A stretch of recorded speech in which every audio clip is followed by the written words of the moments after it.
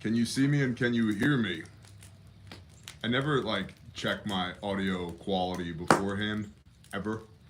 And then some of the time when I get on here, the people are like, Bear, we can't hear you, Bear.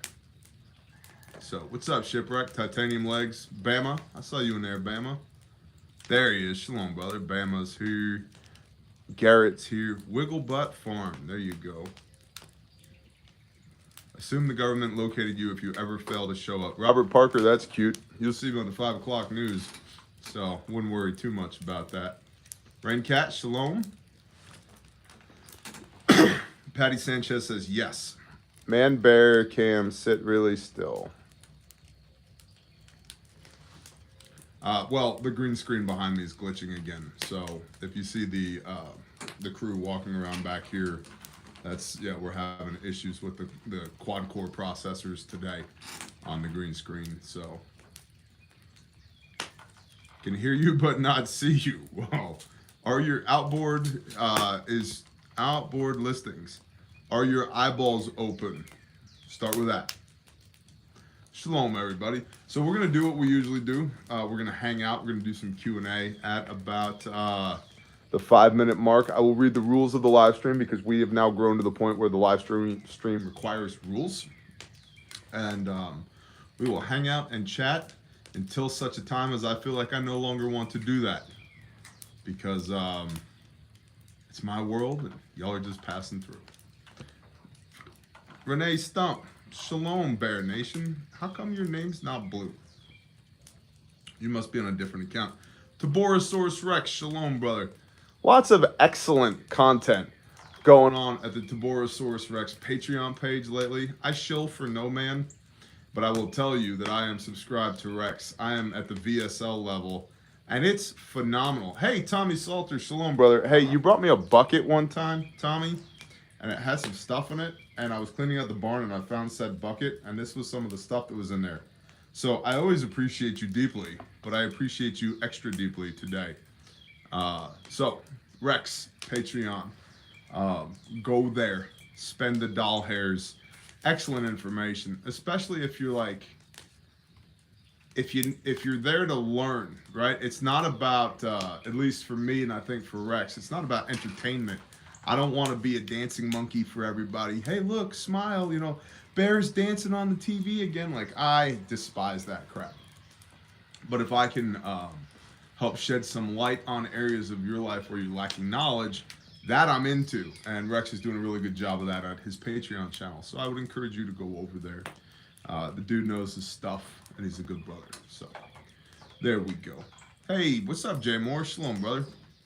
Andy Barnes, shalom. Kyle M, what's up, Kyle? Question, I have a heart condition that if I were to take a shot to the chest with body armor, the impact would kill me. So with that said, my question is, would you still wear body armor or just a chest rig? RJ Brown, Met TC dependent. In other words, it depends. Mission, enemy, time, terrain, some other thing, effects on civilian populace, and weather is part of terrain. It depends. What are you doing? And also, like, how old are you? If you're, you know, in your 50s on up, what are you doing in a plate carrier where you might be taking rounds in the first place? What's up, Bug Out Bob? Bug Out Bob is here. What's up, man? And there we go. Congratulations, Bob. You've been blue wrenched. So, yeah, that's a good question. The question is, would you like it in the chest without a plate carrier? So, I don't know, man. It depends. There's times when I don't run plates, and there's times when I definitely run plates, depending on what we're doing. So, if you don't have a plate carrier, and you're wondering, should I get one? That's also Met TC dependent, right? Just depends. Just depends. Glenn Miller, you can email me at admin@bearindependent.com and give me the details, and I promise you we'll pray over it, but I mean this with love in my heart. I do not pray on demand. I pray when the Father tells me to pray. And so, but I Send me the details, admin@bearindependent.com, and we will pray over your daughter. I'm 27 and for SHTF. Okay. So, would I wear plates? Maybe. Depends. If I took her around to the chest, it would kill me. So, here's the deal. You're not on the security team. If you take her around to the plates and it kills you, you're not on the security team. You're on the logistics team or the commo team or the garden team or the intel team or the whatever, supply train, whatever. You're not on the security team. That's how I would handle that. If you were in my camp, that's what I would do. So, here's what it is. All right, well, we're 6 minutes in. Let's read the rules of the live stream. Let me see if I can find them. I only have 9,000 notifications on my phone. Let's see here. Okay, this is a PG-13 show. So don't be offended if I say or do things you don't like. And if you let your children watch this, that's your problem, not mine. Second rule, don't be an a-hole. Don't be a jerk. Third, no excessive swearing. If it's not a word that I say, it's not a word that you should be saying in the chat. Next, civil conversation is encouraged in the chat. Civil conversation is encouraged in the chat. Moderators, if folks are disagreeing, and they're disagreeing politely, respectfully, let it go. That's fine. We do not need to be homogenous in our thoughts or our feels, okay, or our convictions. But we will not tolerate the a-holes, okay? Let's see. Put your questions in all caps. That does not guarantee that I will see your questions in all caps, but I have a better chance of seeing them in all caps. And I may see your question and not want to answer it, in which case I'm not going to answer it. Jerks will be banned after the first warning. This is not a democracy. This is my gazebo. Bear, can you run a mile?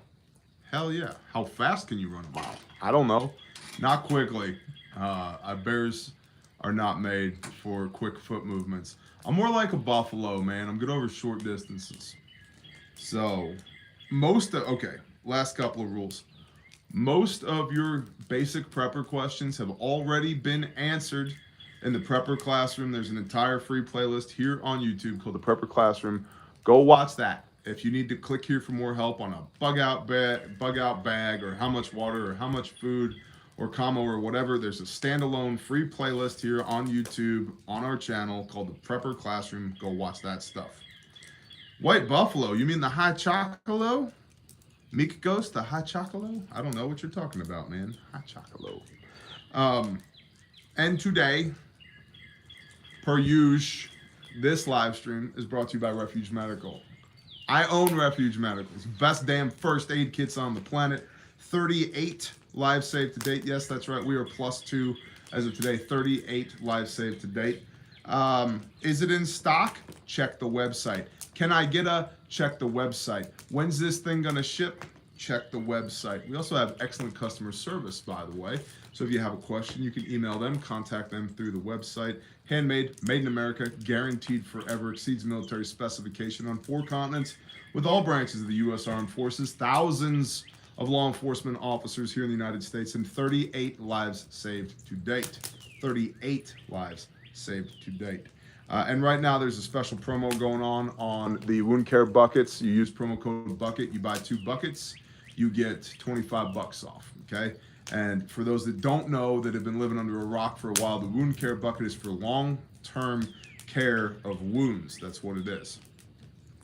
So check it out, refugemedical.com. Everything in the store, you can use promo code BEARNATION for free shipping, or promo code BUCKET for $25 off 2 buckets. Now that we've handled all of our business, and be aware, Refuge Medical does not sell if it does not have. That's right, Dragon Shield. I appreciate that. Tommy Guptill, Shalom Bear, I'm new here. What's this stream about?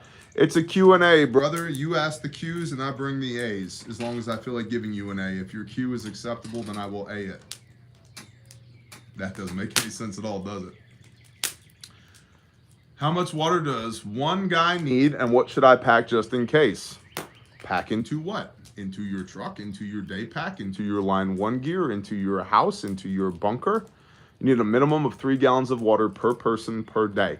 What a minimum of 3 per person per day. 1 to drink, 1 to wash with, and 1 to prepare food with. Take your body weight, divide it by 2. That's the minimum number of ounces of water. Say you weigh 200 pounds, that's 100 ounces of water you require at a minimum every day. If you engage in strenuous activity, that doubles. That means you take your body weight, and whatever your body weight, say 200 pounds is, that's how many ounces of water you need. That's about 6 or 7 liters right there. Kimmy Pfeiffer, 3 woofs per person per day. That is correct. And then most people will say, cleaning, I don't need to clean. A little factoid: throughout the history of the human race, when people are engaged in warfare, and I submit that we're already in World War III, we just don't know it yet. When people are engaged in warfare, 2/3 of the casualties, 67% of the casualties are not from the enemy. They're from disease and infection, 1/3, and the other third is poor logistics. So yes, which striker-fired polymer-framed 9mm pistol should I buy? I don't care. What plate carrier should I get? I don't care. What's your logistics look like? What's your sanitation look like? Okay? So minimum 3 gallons per person per day, and I would recommend plan on 5 if you can, because it's not every day that you got to take a full-blown bath, but it is every day you got to wash your dirty butt, get the grit out from underneath your fingernails, wash your face, wash your nether regions, because you yourself could become a casualty just from walking around in your dirty pants with your thighs rubbing on each other because you don't have any cornstarch or any ball powder while you're on this foot movement, this epic foot movement that you endeavor to do with no experience and no PT, but you read about it in a prepper novel one time, and now you're going to go walk 40 miles with your bug out bag on, and on day 2 you can't move because everything you have for skin from your waistline down is chafed and blistered. Bad news. So, does that answer your question? 3 gallons of water per person per day minimum. Can't be walking around with dirty nuggets. That's exactly right, John Cole. No dirty nuggets. That's right. Keep your camp clean. So, Jay Moore says, I drink 3 gallons plus of water a day working in the summer. That's exactly right, man. I'm good for 2 gallons a day minimum in the summer when I'm outside. So, if you're only prepping 1 gallon per day, got Lotrimin. Exactly. Hero Soap. That's right. I think you can still use promo code BEAR at Hero Soap. And if you can't, just buy the damn soap anyway. It's good stuff. Made by Americans in America, retired military. Good folks. Sending apologies, Bear. Had to downgrade my Patreon level. Kevin F., I lost my job. I'll be back, though. Hey, brother, priorities. Find a new job. Get back on your feet. No worries whatsoever. I'm not even the least bit offended. You have priorities, and those priorities do not begin with the Bear Independent Patreon page. I totally understand. For those of y'all that aren't in that position, though, and I said it on the last brief, and I'll say it again briefly here, the Intel briefs now live on the Patreon page. There's a link in the description here, or one of the mods can post it, or you can go to patreon.com, search for Bear Independent, and you will find us there. The briefs live there, and until YouTube changes its policy, the briefs will live there, because I am not going to become decisively engaged with an enemy that I cannot overtake. So improvise, adapt, overcome, right? Somebody's asked twice, Bear, what's a weakness of yours? Not something that I'm going to discuss with you on camera, homie, because not everybody here has the best of intentions.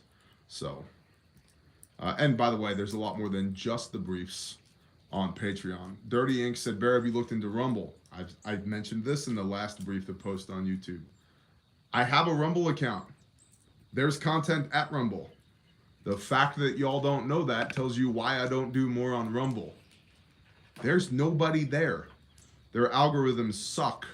It's not worth it. Also, did y'all hear today that the Department of Homeland Security, I'm talking too fast, I'm thinking faster than I can talk right now. The Department of Homeland Security has a new misinformation, disinformation bureau, as lined out by Joseph Robinette Biden Jr. I'm sure that we can believe them when they say that this is true and this is false. There is an actual ministry of truth now. An actual ministry of truth. Imagine that. And the internet is broken because Elon bought Twitter, and apparently it's just a free-for-all over on Twitter now. So, Shalom Mass Preppa. Paladin 1. Bear, any plans for Refuge Medical if the products get harder to get? Yes, absolutely. And I will discuss those pivots when I make them, if I am forced to make them. But that is not where I see ourselves currently. So, yeah. Strike Equal LPVO. Vortex makes good stuff. It's overseas manufactured, just like Primary Arms is. I like Primary Arms more. They have better reticles. They have better glass. Unless you're buying the $1,200 Strike Eagle or the $1,500 Strike Eagle. In my experience, they have better glass at a lower price. And I've broken 2 Vortex scopes in the last 2 years. And I'm not a fan of that. Just not a fan of that. And I know they say they have a lifetime warranty. I'm still waiting on a 2 to 7 by 32 to be replaced by Vortex. And so after a year, if they ever replace that or return my emails or send me my product back, maybe I won't, feel the way that I feel about them now. But I was a big Vortex fan for a long time until, again, I broke 2 of their scopes in 2 years, actually using my stuff, not letting it live in a safe or hang on the wall. Broke 2 of them, and the lifetime, no questions asked warranty. The question I'm asking is, when are you going to fulfill your fucking warranty? Because I don't have my replacement yet. So, they do have good products, but their entry-level products, I don't trust them anymore. So, what is your thoughts on the ACSS reticle, Donnie O'Keefe? I love it. I love it. Dimitri at Primary Arms does an excellent job putting together reticles. The Athena, the Apollo, the ACSS, all excellent reticles. I have a lot of Primary Arms stuff, and of all of the Primary Arms stuff, they have sent me for free 2 optics. I have at least a dozen of them. It means I bought at least 10 of them out of my own pocket. They're that good. My go-to rifle has a Primary Arms 1 to 8 ACSS on it. So, most underrated, most used gadget tool. Most used tool is a knife. Let's be honest. What are you going to open your Amazon packages with, right? You need a good knife. And a lighter. Use a lighter all the time, and not just because I smoke cigars, but for like lighting trash, lighting fires, lighting all of that. The Bible's not a tool. It's a user manual. I can see what you're saying, though. I don't know, man. I mean, what are you doing? Because if you're like trying to survive SHTF in suburbia, you're gonna have different mission requirements, different mission specific gear than if you live in Nevada on 9,000 acres with CIA UFOs flying over the top of your head every night. So, I don't know. Most overrated tool, drum roll please, y'all and your love affair with firearms. Super overrated. I love firearms, but I understand what they're for, and I also train with them. Most people don't train with their weapons, and most people revere them. They make idols out of them. Super overrated. Super overrated. It's got this barrel in it, and this optic, and this trigger, and that. I don't care. Can you make hits with it? If the answer is no, shut the fuck up. Don't care. Don't care.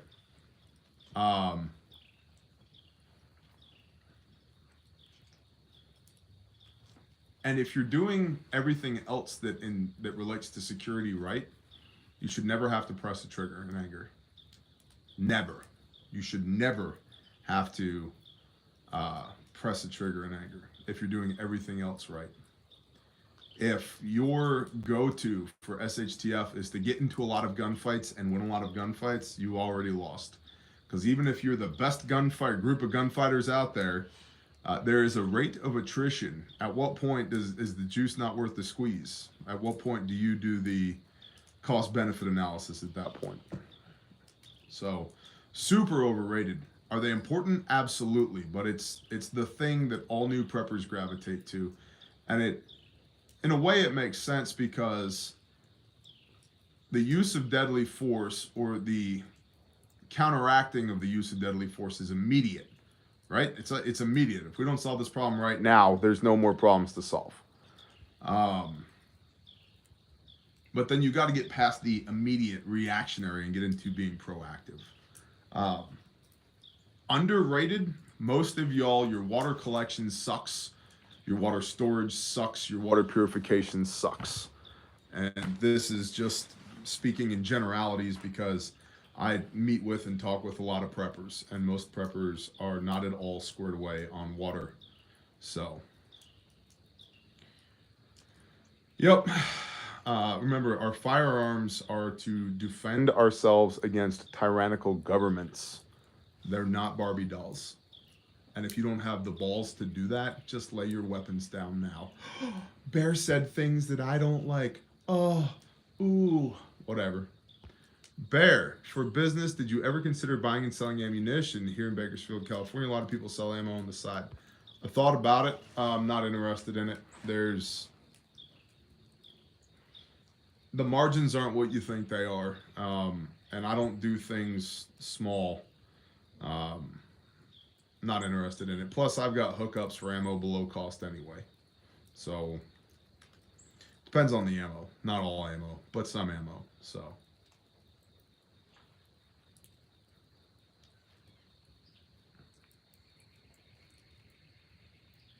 what would you think about having a national prepper flag? No.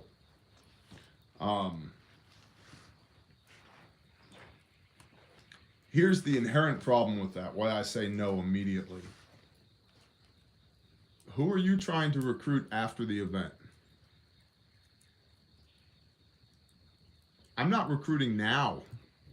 If somebody shows up now that the Father has sent, that's why we have wisdom and discernment, and we work with those people. We coordinate with those people. We incorporate those people. But post-event, I'm not recruiting. I'm not recruiting now. And on the surface, my life looks very normal as compared to all of my neighbors around me. Well, you have sheep and cattle. So do they. You have chickens. So do they. You shoot guns. So do they. And advertising where I am, who I am, what I'm about, I'm not interested in that. And if you don't think that whatever that flag looks like isn't going to end up on a database somewhere and be slapped on the desk in a daily intel brief of 9,000, caseworkers tomorrow, you're out of your mind. So no, not for me.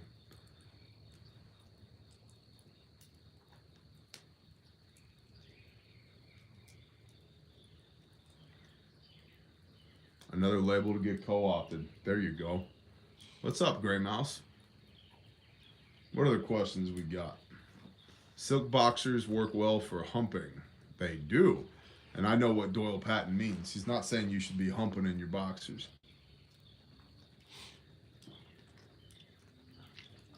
That flag, that Shabbadah.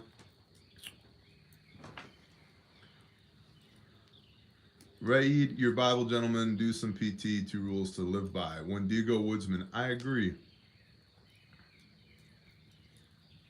What's up, Jared Brian? Shalom. Silky smooth, that's right. And a little bit of cornstarch goes a long way. It does. It does. You should have that shit in your kit. If you plan to walk around with a backpack on for more than even a few hours, whether that backpack's a day pack or an 85-liter rucksack, you should have some ball powder for sure. Hey Bear, I've been watching you for years. Don't get to make it to the lives often, but just want to say I appreciate what you do, man. Thank you, Kizzle GU. How long have you been playing drums? A long time. 24 years? 24 years? Something like that. 20. I got my 10,000 hours in. Boiler guy, what is the likely event? Um, all of the above. Food scarcity, economic crisis, tyranny, civil unrest, global war, bad actors, misinformation, all of the above. The perfect storm.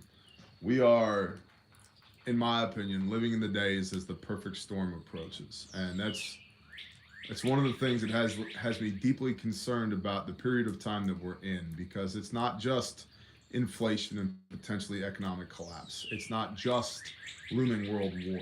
By the way, we have a world war. Hasn't gone hot yet, but we have a world war. That's the direction we're headed. It's gonna happen. And I don't want it to happen. I would like to be very, very, very wrong about that, to be clear. But I believe deeply that it's going to happen. So we have a looming economic crisis. We have inflation. We have devaluation of the US dollar. We have a looming world war. We have a scarcity of resources. We already have people behaving badly on a small scale on the acute level in the United States, but that'll get worse coming up to the 22 midterm elections, and then definitely in 2024 it'll get bad. The polarization of the left and the right, all of that. We have tyranny. I mean, we were just talking about the ministry of truth as of today. We have all of these things, and see, I didn't live through the Great Depression. I didn't live through World War I. I didn't live through the Dust Bowl. I didn't live through World War II. And so all I can do is search the history books and try and make rational comparisons between what happened then and what's happening now. And all the ducks are lining up, man. All those ducks are starting to get into a row. The ducks are getting online. Okay? The ducks are getting online. And once everybody's online, then we start shooting.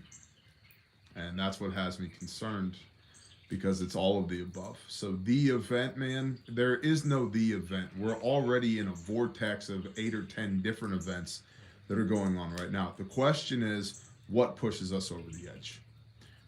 And I don't know. There's so many people hyper-focus on things like EMPs and nuclear weapons and this and that.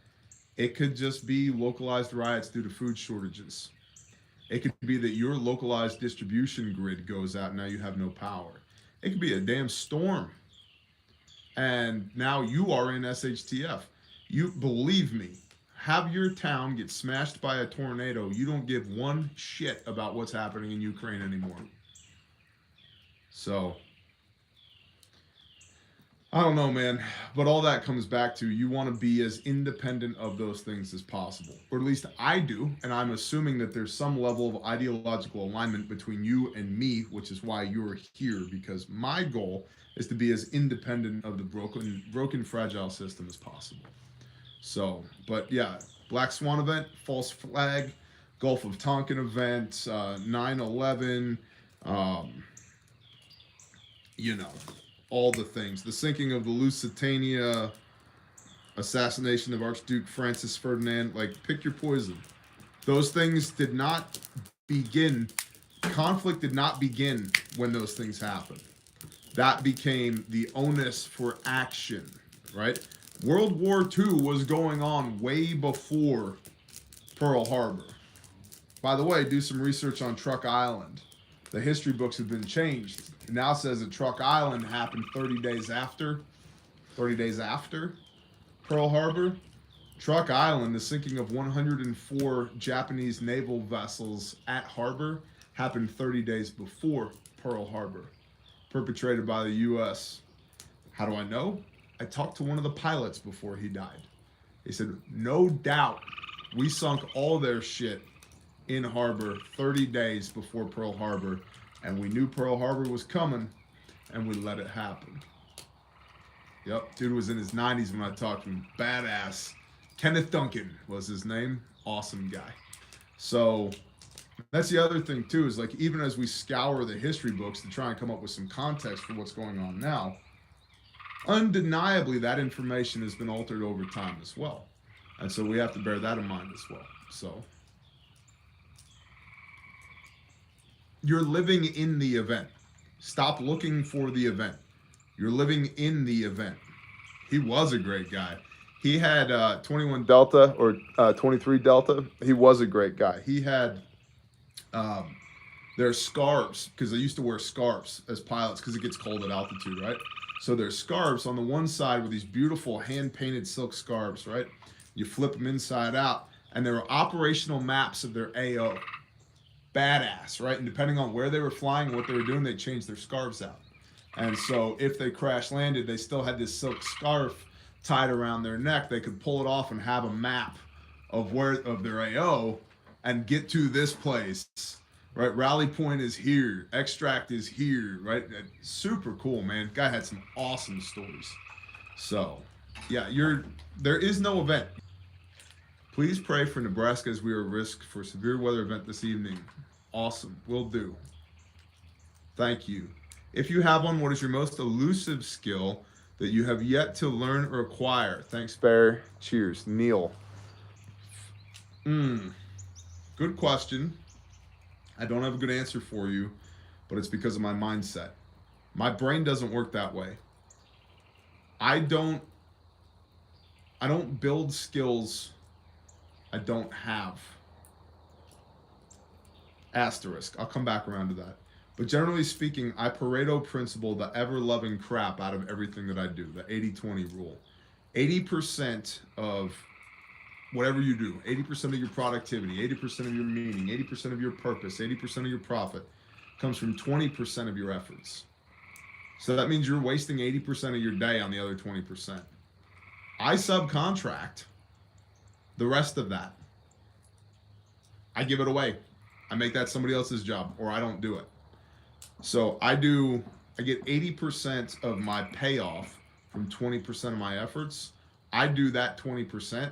And then instead of filling the other 80% with meaningless garbage, I just do whatever the hell I want.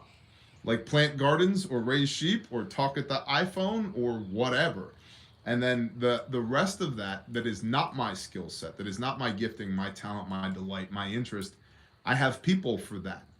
And I pay them well for that. I used this analogy last night.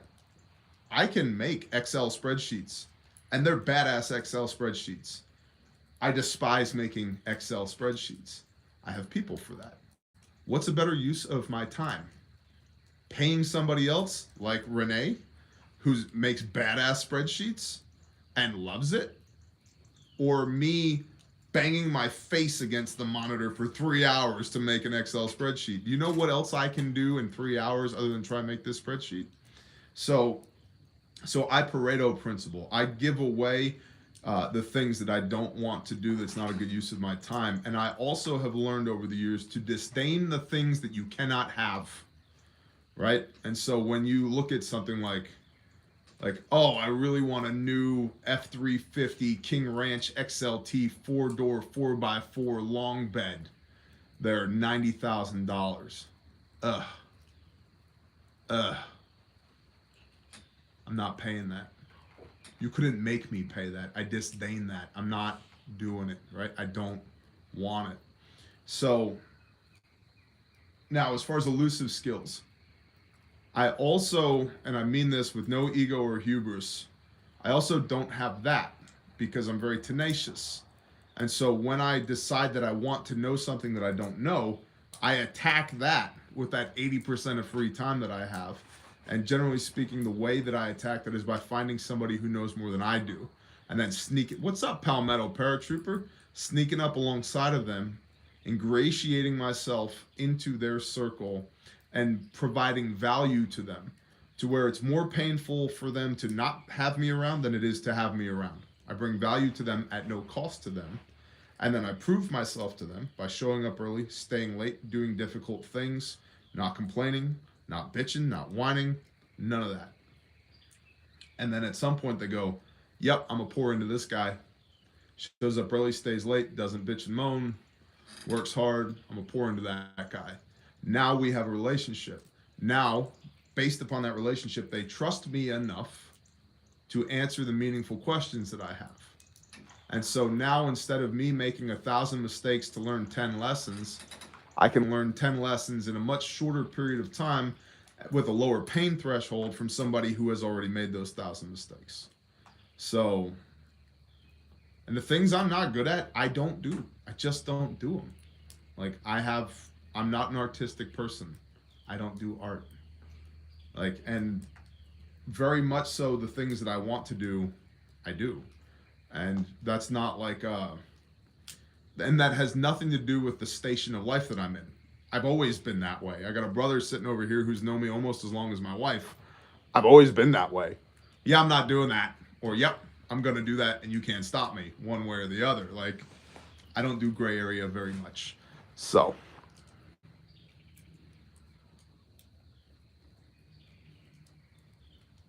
You know, and then I think of skills that would be nice to have. Like, I think blacksmithing would be cool, right? When the hell am I going to build a forge and get some steel and get a hammer and get an anvil and then like make a nail, right? Because then again, Pareto principle, because I execute the shit out of whatever I have to do during that 20% where I'm making my 80%, I'm like, I will buy some nails, right? Because, and this is another takeaway from this, I value my time above all other resources. Always have. Regardless of what my income was, regardless of what my position within a company was, regardless of what line of work I was in, I've always valued my time higher than any other resource. And I quit trading time for money a long time ago. And I will not enter into a business agreement with somebody where I have to give you a set amount of time for a set amount of money. I won't do it. I don't work that way. What do you want to happen? What is your ideal end state? What are the goals that you're trying to accomplish? If I can get there in 10 hours a week, you're going to pay me the same as if it took me 100 hours a week. Don't care. Don't care. So I value my time above all other things. And so I could make a nail with a forge and an anvil and a hammer, and that would be cool. Or I could go to Home Depot and get 1,000 nails in the same amount of time that it took to make one nail. The flip side of that, because, you know, humans are complicated creatures. The table that was your table that now belongs to another brother, I made that with these two hands, right? And it's a cool table. So that's cool. But I'm not going to say I'm a master carpenter, but I got some pretty good skills, right? Like I kind of nailed that one down. It was like, yep, up to and including furniture, I can make that. Got the knowledge, got the know-how. Next. And I've also learned, what's up, Robert Holiday? Shalom, brother. B&T Tree Service, North Texas, treemurderers.com. I also don't stay doing one thing for too long. Usually by about year 3, I start getting kind of itchy, and by year 4, I just want to do something else. I gotta pivot. So I kind of have like long-term ADD, you know? And it takes me about 3 to 4 years to really get a good grasp on something. Then I'm on to the next thing. So I don't know. When I figure out who I want to be next and what skills go with that persona, I'm sure I will bring you guys along for the ride, and then you'll have an answer to that $20 question you asked me. So, appreciate you, Neil Weller.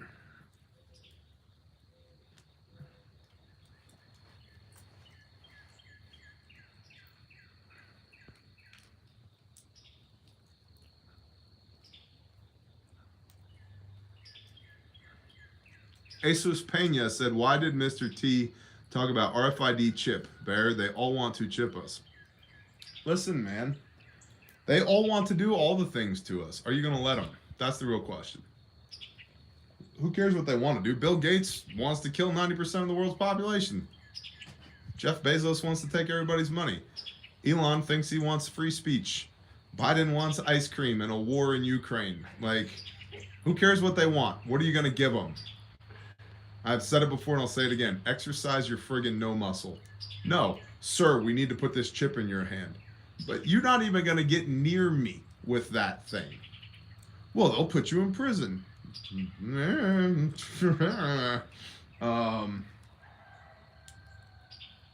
Where are your red lines, man? That's the thing.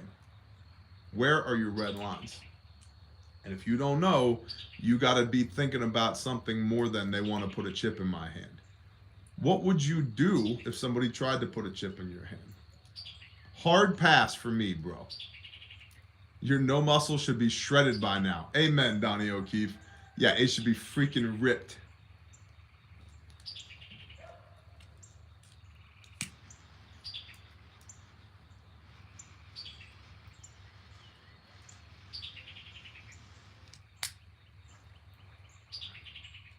Wives, unless it's sexy time, then don't exercise your no muscle. Take 2 Motrin, that headache will go away. A foot rub cures everything. Have a glass of water. I'll see you in 10. You know? So it's not always, there are times to not use the no muscle. Sometimes you got to use the yes muscle, but not when it comes to tyranny. Think Putin is rolling out these attacks because his health is declining and wants to leave a legacy before he dies? No, I do not think that. I think that's very short-sighted. You do not rise to a position of power and have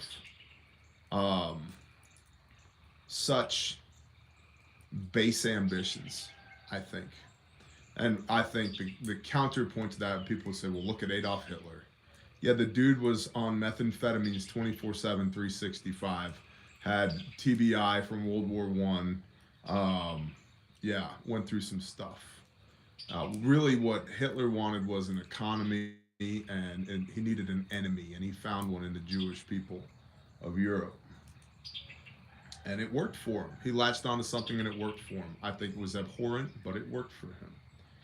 I don't think Putin is driven by such base human drives, such base human motivations. Could be wrong, but that's not my read on the man. I think he's a little bit more sophisticated than that. Hold on, I gotta throw some more wood on the fire. Walk over to the green screen.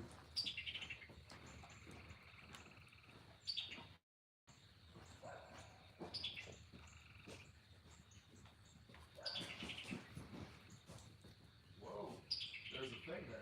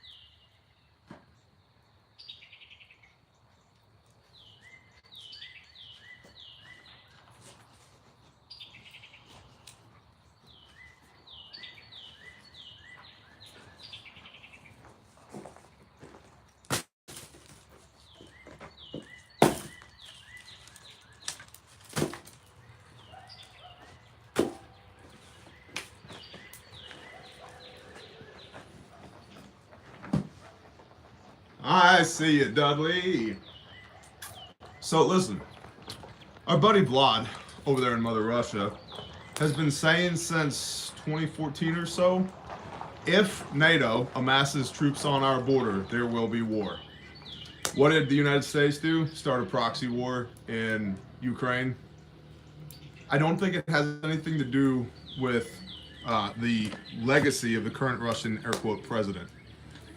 I think it has more to do with the business dealings of the current air quote US president. And war at its most basic is a game of resources. That's what it's about. It's the allocation of certain resources, usually men with guns, against the acquisition of or protection of, defense of other certain resources. That's what it's about. And he's been straight up for a freaking decade. Don't do this. Don't do this. Don't do this. So, yeah, that's what I think's going on there, and I think it's a real misstatement of what's happening there to say that Putin's worried about his legacy. Is that part of it? Maybe, but it's certainly not the motivating factor, nor has it been for the last decade. So, Bear for president 2024. Well, maybe one day. I don't think you guys are gonna like me as president, though. Although this is how we would do, or this is how I would check in with my constituents every day. Be like, live from the White House, Bear's pissing in the Rose Garden again. You know. So, shalom, y'all. I'm gonna break up the new chair. If you guys want to participate, you're welcome to come this way and pull up a chair. If you don't want to participate, you're welcome to not. Doesn't matter either way. Well, I'm taking Noel and Essex home. I was just stopping through, dropping off that feed. You know that stuff that where you do your 20% and then 80% is to everyone else? Yeah. I'm a part of that 80%. You are. You're part of that 80%. Bless you, brother. Thank you. We're doing that now? Oh, shofar battles? Oh. Look at him run. He's part of the 20%. He's so excited. Yeah, well, you know what he's saying. I was like, no, you're part of the 20%. These are like super like high. Yeah, it's because we haven't broken them in yet. They're brand new. Well, we bought them on 420, so. Slow and steady, brother. Slow and steady. Just fed baby goat Earl. Nice.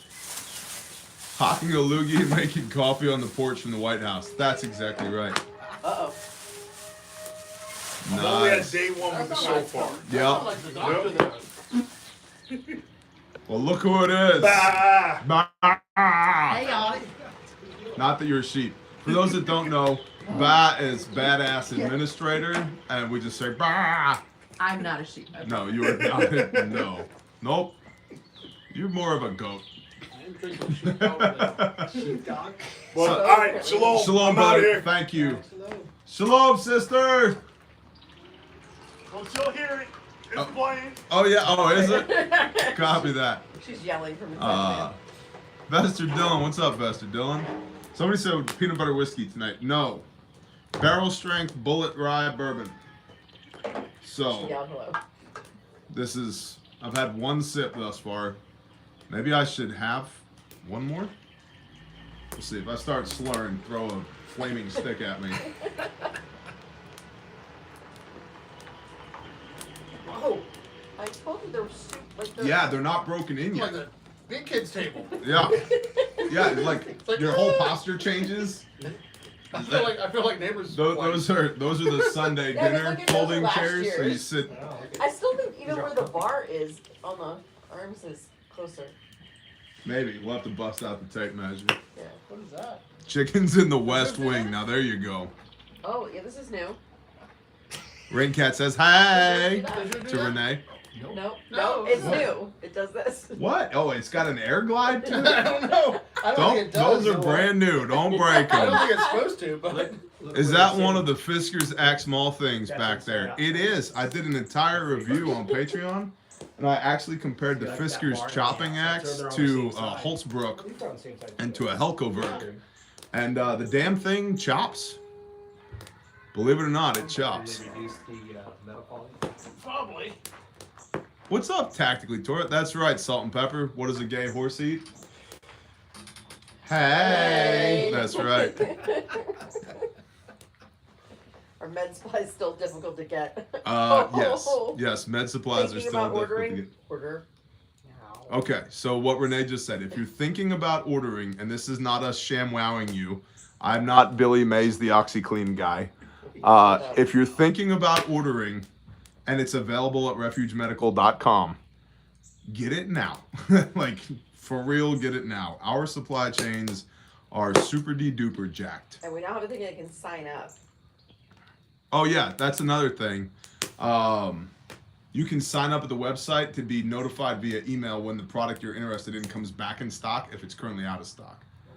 Hey Bear, I'm a deacon member for Mather VA Hospital. Do you think I can help inform my mag about biochem scenarios and how to prepare? For sure. I'll tell you who's got good biochem information is the Iridium group on Instagram. Like, they know their stuff. They have a lot of good posts about it. And you can tell that they know what they're talking about. So check out the Iridium group. There's also, in the Tactical Paramedic Handbook, there's a good portion on CBurn. It's by no means exhaustive, but it is good. So it's good kind of entry-level information on CBurn. Chemical, biological, radiological, nuclear threats. What else? It's touched on in the Special Operations Medical Handbook, so you might check that out. And it's briefly touched out in the Ranger Medic Handbook, so check that out as well. So,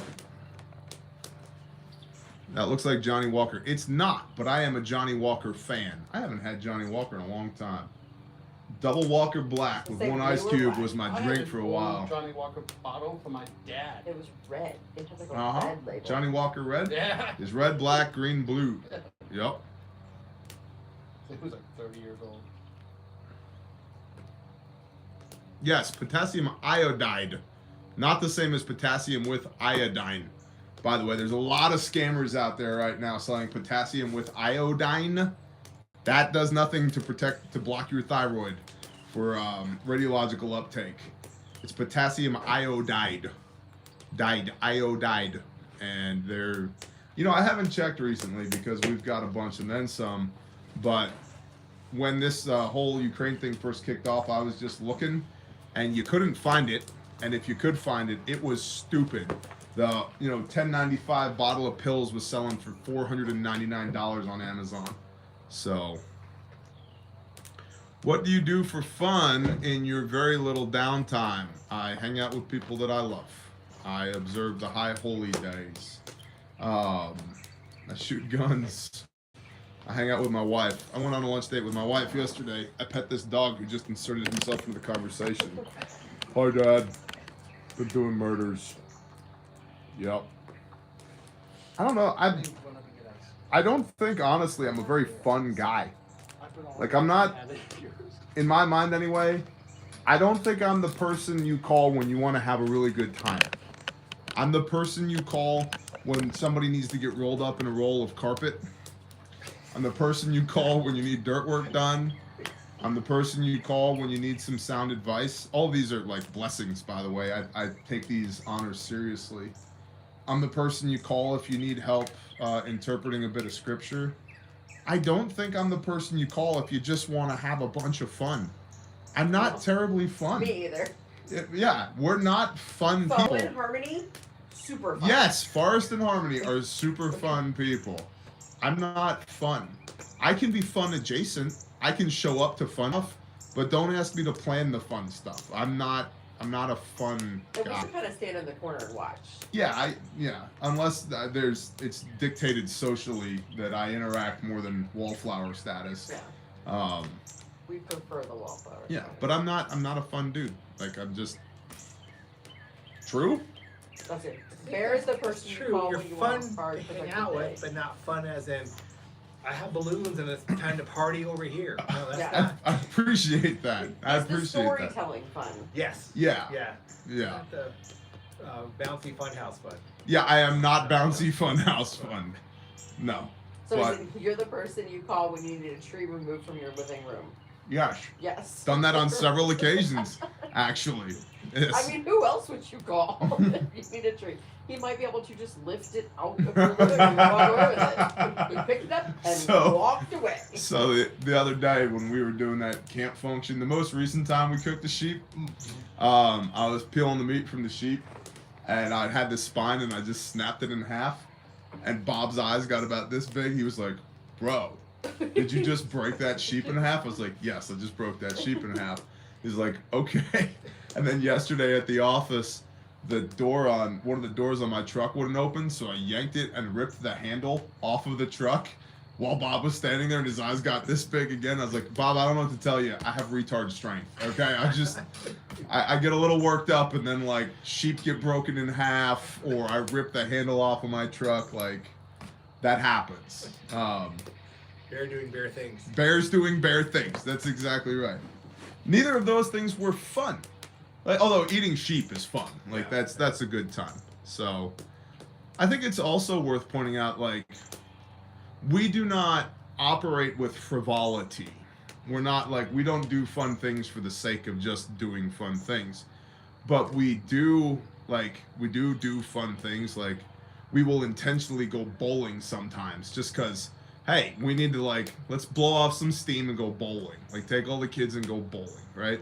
But even that, like, because I'm so utilitarian, even that is like, I acknowledge that we need to go do something fun. But like one time we went to go do fun. We went to go to the bowling alley, and as we're walking into the bowling alley, somebody called and said they needed help, and TJ and Fo took off. Yes. And left, and they were gone, and the rest of us had fun. And then, but it's like people know who to call when they need help, because we don't say, well, let me think about whether I'm gonna come help you. It was like, who's needed, who's got a car, who can get there. Boom, they were gone. We didn't even turn around. They like texted us, like, we're in the car, sorry we had to go. And we were like, oh, okay, there was like 50 of us, you know. Yep. They're gone. Okay, we'll see them later, you know. Yep. So yeah, people call, we help, and sometimes it means we don't get to have as much fun, but we do have a meaningful existence. right, and we have a lot of fun doing work. Yep. Like, if you're with us at the office, like, there's usually at some point in the day that I'm snorting, laughing, and they all yell like, we broke Renee, because something, it's just, we have fun. There's kids around often, there's babies, there's people do silly stuff, you know, and we don't take ourselves, I said, we do serious things, we don't take ourselves that seriously. Yeah.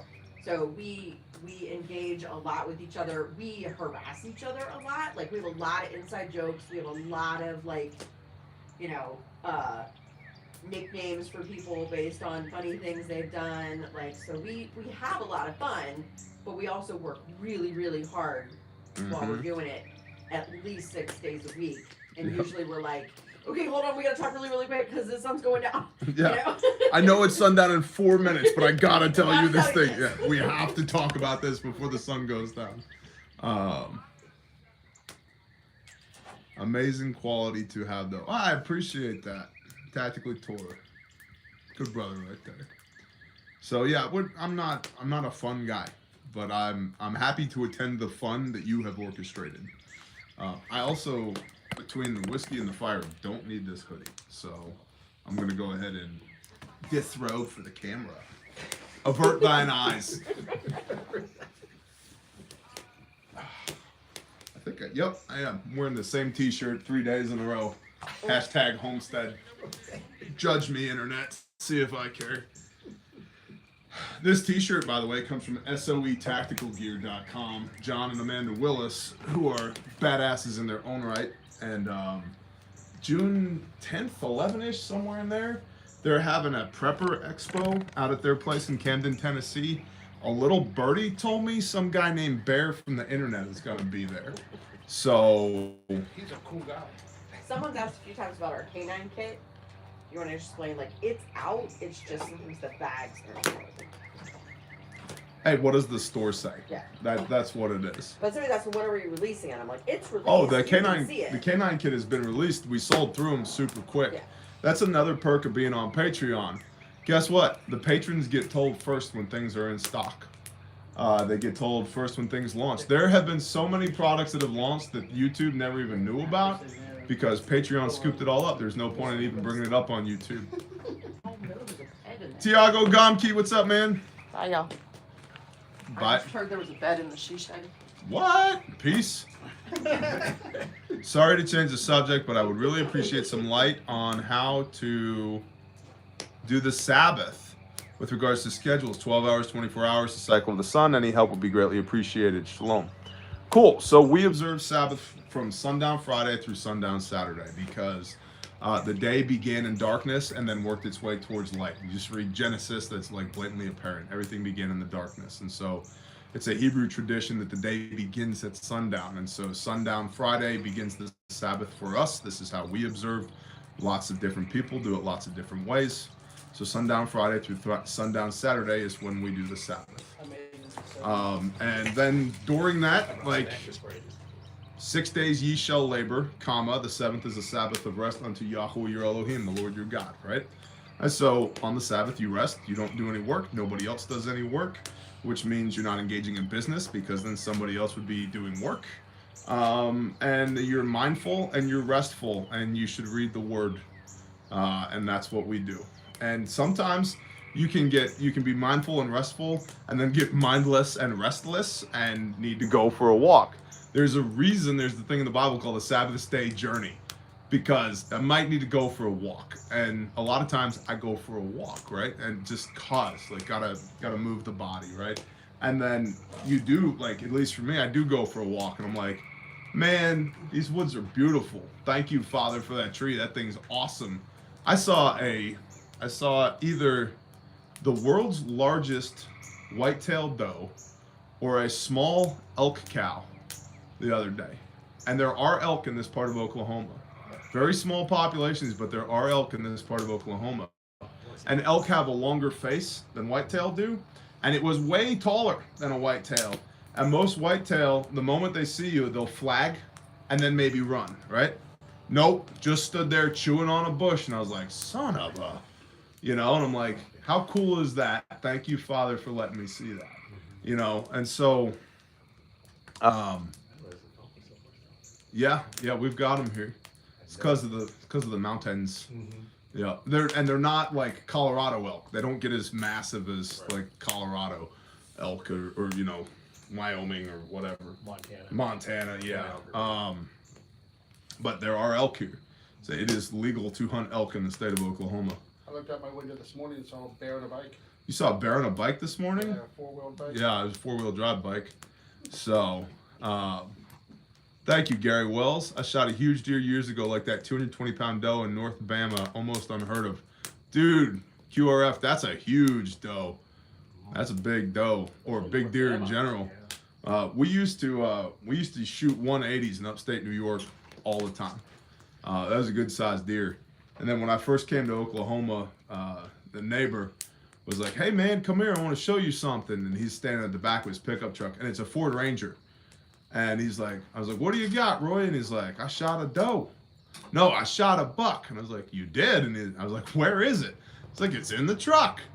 Tailgate's up, right? And I'm walking closer and closer, and I'm pieing more and more of the bed of the truck. I still don't see brown.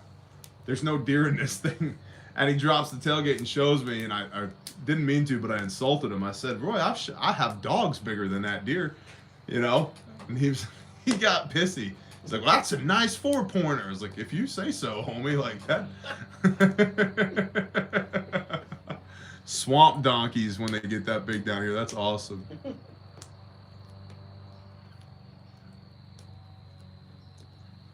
I don't necessarily want a giant deer, and I don't really care to eat a buck.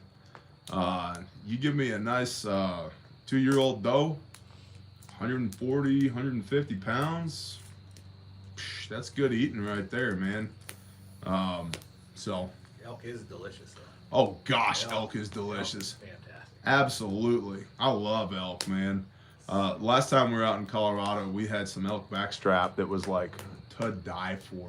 Had that like blackened Cajun rub on it. And it was cooked like medium rare. Oh, dude, had some kind of like compound butter that went with it. It was insane. I still remember it. That's how good it was. Phenomenal. First time I had elk jerky, I'm like, so when do we go elk hunting again? Yeah, yes. Let's get a posse together. Yeah, that stuff's awesome. Yeah, I would probably live in Colorado if there weren't Coloradans there, and if the gun laws weren't or the laws in general weren't what they are. Northern Colorado is gorgeous. Yes. I love it. It's absolutely beautiful. But like, hey, look, I'm a felon. Right? Like, nah, no thanks. I'm good. I like standard capacity magazines, right? So,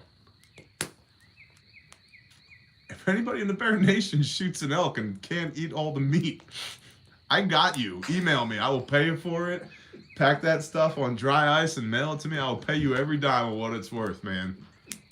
Favorite game meat? Cougar has been my favorite so far. So I don't eat things that go forth on pause because I keep Leviticus 11. So that really narrows it down. I like whitetail, you know. Guinea hens taste a lot like pheasant, which is delicious. The breasts out of a wild turkey are pretty good if you get a hen rather than a tom.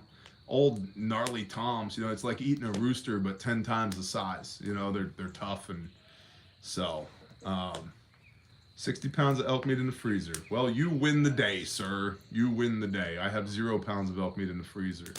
I do have 800 pounds of steer in the freezer though, so that's cool. And praise y'all, it's been in there for a year. We probably need to eat it before it gets freezer burned. But we bought a whole cow a little over a year ago, and I paid $9.95 whole cow. That's not bad. Butchered out a year ago from the butcher in town over here. And now my wife told me earlier today, she said, hey, you want half a steer? I was like, how much? She said, $1,500. Ooh, yeah. Wow. Yeah, 3 times as much. 3 times as much, dude. I'm like, you know what's cool? There's 6 head of cattle right there. I'm like, ribeyes on the hoof, man. And they eat the weeds and the poison ivy and turn it into meat. Hell yeah, man. That is awesome. By the way, I got to get with you later or tomorrow, whenever. Guy up the road is selling some of his head of cattle. Oh, okay. And I need to, they're Angus, good looking cattle. And he hasn't sold any cows since 2018. Oh. He needs to sell some, and he thought of us first, so he reached out to us first, which is why you should know your neighbors, by the way, Bear Nation. And I said, just give me a price, and then I'll let you know. So he's selling them live. Okay. And so I don't have a price yet. I don't know the logistics yet, but I thought of us and I thought of y'all. And so, yeah, we'll chat about that. Yeah. So, have you guys tried making your own cheeses yet? Have you heard the name Mad Celt before? The Mad Celt of Bear Clan? Yes, he makes his own cheese. It's called Angry Cheese. It's incredible. And if we could get some of that angry cheese and put it on an angry burger from the Angry Prepper, it would be phenomenal. So, A whole lot of angry food. yeah, hell yeah. Yeah, we'll need one of those like video game punching bags Right. at the Angry Burger bar. You know, you throw a $5 bill in and just beat the piss out of the punching bag. Maybe like an arm wrestling station, you know, axe throwing, you know, just a whole bunch of like aggression, you know. Come on down to a Sounds great, like a pretty cool right spot next bar. door to a Yeah. bail bondsman, you know, it'd be great.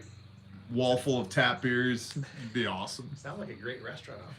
I think it would be great. Angry food. Yeah, and then Angry food. you put it in like a college town where there's no actual testosterone, but everybody wants to think that they have testosterone. You know, it'd be beautiful. Got a bunch of 22-year-olds in there spending dad's money. That'd be awesome.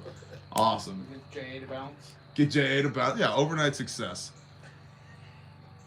See, Bear, you are fun. Thanks, Bobby, right? No, this is called entrepreneurship. ABT behind the counter. There you go. Yeah, have Trevor serving at the bar. It'd be awesome. Diagnosing you while he's serving you. It'd be awesome.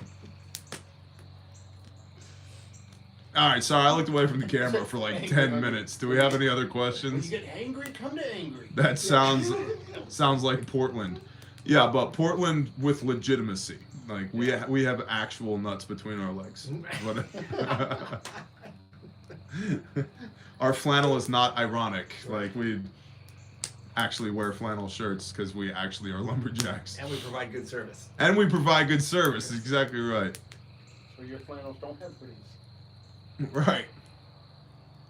My boots have scuffs on them. I got dibs on the liver and the heart. There you go. Oh. All right, questions, Bear Nation. Any update on how behind medkits are shipping? So Tim Anderson, if you go to the store right now, if it shows out of stock, it's out of stock. We're not selling anything we don't currently possess. I have a pallet of bear facts arriving. They keep pushing my date, but I think they're arriving next week. And then when we get those in, we have a bunch of bear facts that have to go out, coming from one of our sewing subcontractors. So if you ordered a bear fact and you've been waiting, those are coming the moment I have them. We have all the inners packed, ready to go. Just got to stuff them in there, put them in a box, send them out. So then we have another sewing subcontractor that's working on adventure bags right now, so we can get the adventure kit back in stock. Going to be probably 3 weeks, maybe 4 weeks before we have adventure kits back in stock. But if you did order an adventure, problems over there. YouTube, Spinning Willow Cat. YouTube, They're freaking out right now. YouTube doesn't like me. Don't have these problems over there.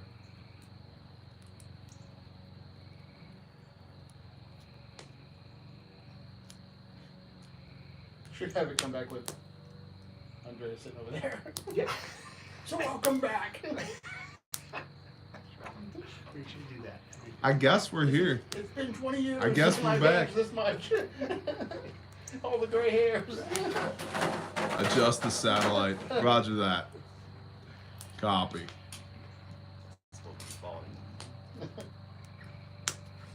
Well, there we go. We weeded out all the non-hardcores.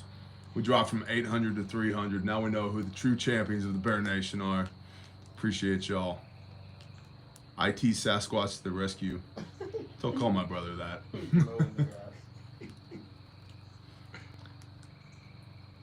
I see you. Hey, what's up, NWA Prepper? Darn sun went down in that time. Yup. Maybe it was a solar flare. Somebody call Ben from Suspicious Observers and find out.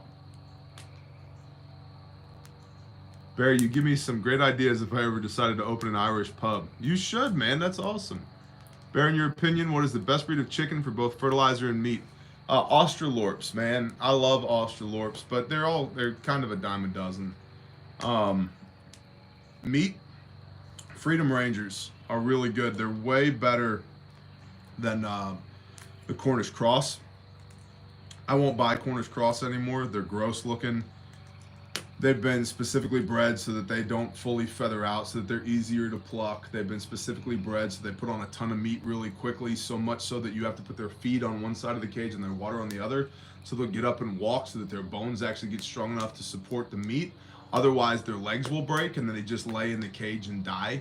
And by the way, this is every chicken you buy at the store everywhere. Purdue, Pilgrim's Pride, Tyson, all of those are all Cornish Cross, and they're the ugliest, nastiest birds, man. They're just gross. They're just gross. So I like Freedom Rangers a lot. Our Freedom Rangers lay. They put on a good amount of meat. They grow out in like 12 to 14 weeks rather than 10 to 12 weeks for a Cornish Cross, but they get about the same size, and they're excellent foragers. They move really well, and Cornish Cross will not live because of the way they've been genetically selected in their breeding. They will not live longer than a few months. Like if you don't butcher them at 12 weeks, they just start a very quick decline and they just die. I've had Freedom Rangers around here that we didn't butcher last year. They're still running around this year. Just beautiful, healthy chickens.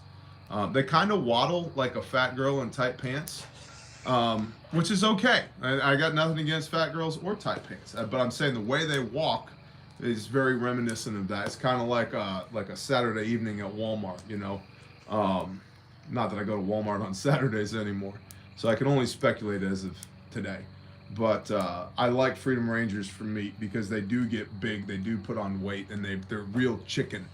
They're not fake, selectively bred chicken.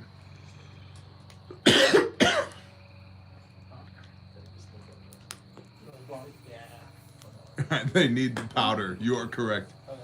Bear, do you think real estate will collapse soon with the immense rise? Yes, I do. I'm considering selling my condo for profit and working on storing survival stuff in the country. I would do it sooner than later because the housing bubble is basically unsustainable at this point. And speculation is dropping off because we basically, as I understand it, I'm not an investment professional nor a real estate professional, but I listen to people that are. As I understand it, we're nearing the top of what the market will bear. So I would do it now, like ASAP, like now, like tomorrow. I would list that shit. Sell to BlackRock. Just kidding, but they will buy it cash. Yeah, and I mean, the flip side of that is real estate never goes to zero, right? And so if you're looking to make a quick buck, I'd do it now.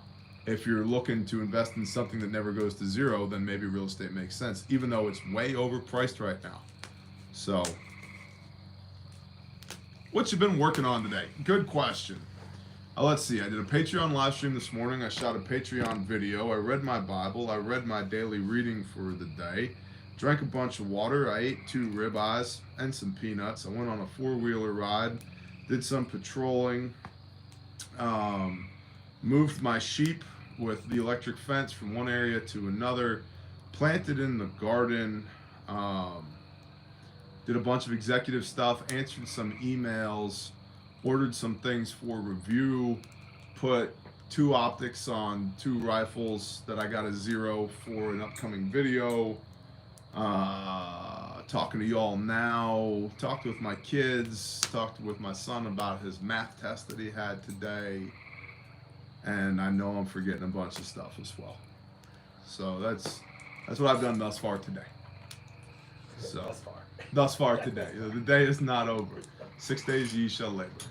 So what is cool is like a lot of times labor for me looks a lot like this. Getting back to like that Pareto principle. It's like, you know, I spend an hour moving sheep and an hour working in the garden, and both of those things are like high return on investment, right? Like they're high yield. And if you're intentional with your time while you're doing that, it's like, then we have time to sit around and shoot the breeze talking to our friends on the internet, you know?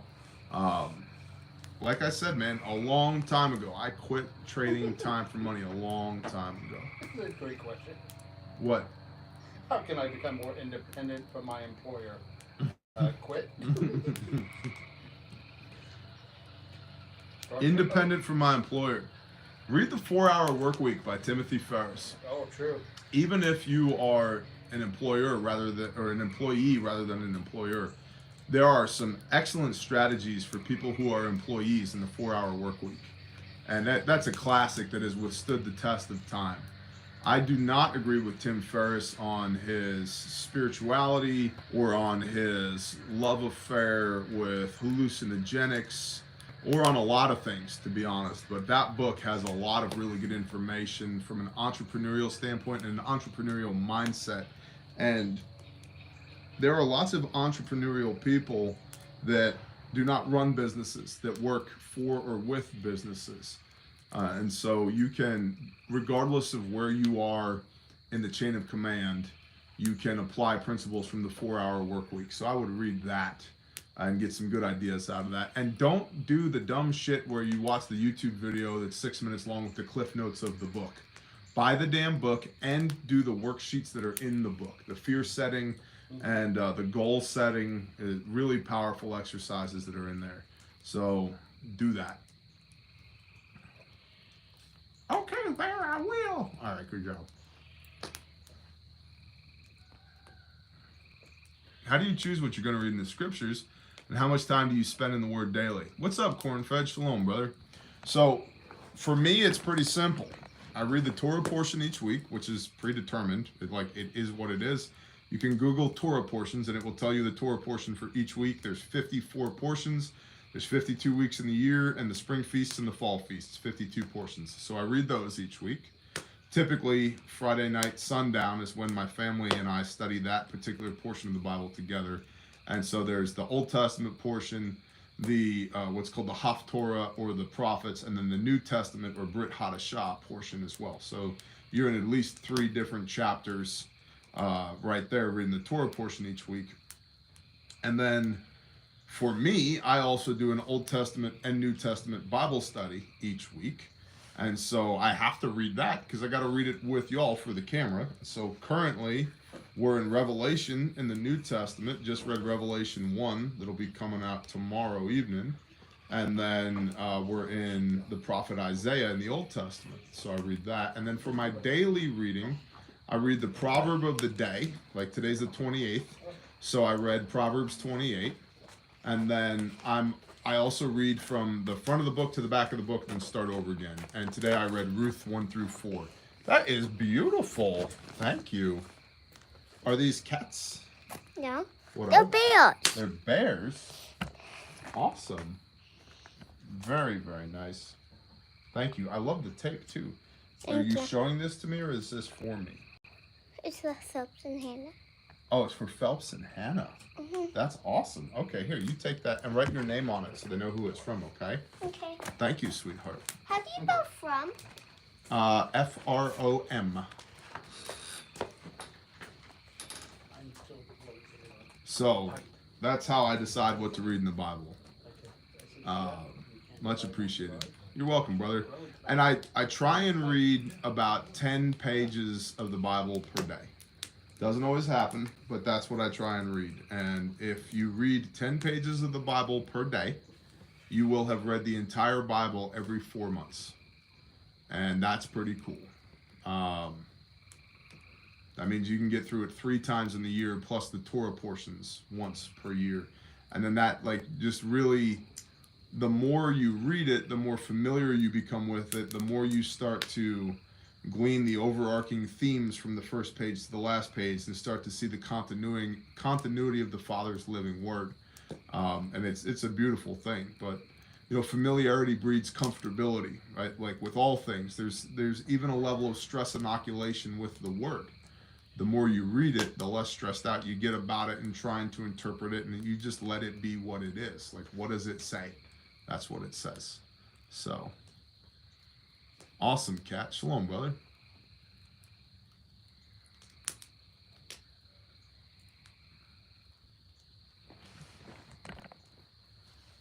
Bear, what's your favorite band? Man, I don't even know how to answer that question anymore. All the bands that I used to listen to, the vast majority of them I don't listen to anymore. Because I played drums in satanic metal bands for a long time.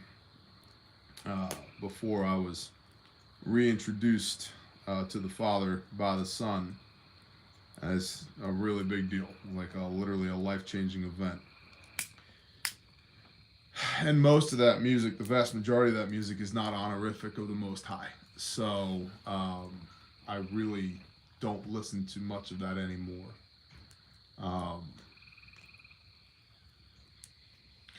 There's a band I've been listening to, a couple of them I've been listening to a lot lately. One is called Mikadim, and they're an Israeli band that has put music to the Psalms, which is cool.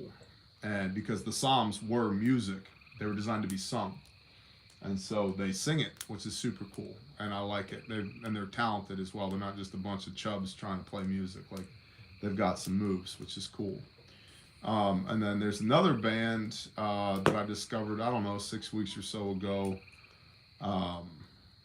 called Polyphia, Polyphia.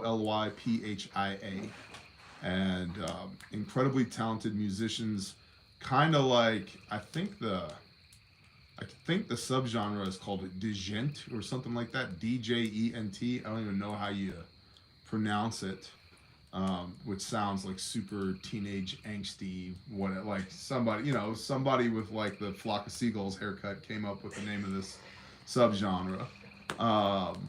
Whatever. But it's kind of like easy listening for an old metalhead, but I like them a lot. So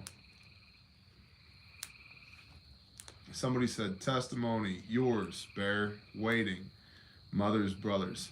So I have here on YouTube, search Bear Independent Testimony. There's a 3-part video series on who I was, who I am, how I got to where I am now, why I believe what I believe, backed up with biblical truth and scripture. And so if you want to know what that is, there's 2 hours of content around how did I get here. And I do not intend to rehash that 2-hour-long story here, but it is 100% by the hand of the Most High. What was the name of the first band? Mikadim, M-I-Q-E-D-E-M, I believe. M-I-Q-E-D-E-M. Mike, India, Quebec, Echo, Delta, Echo, Mike.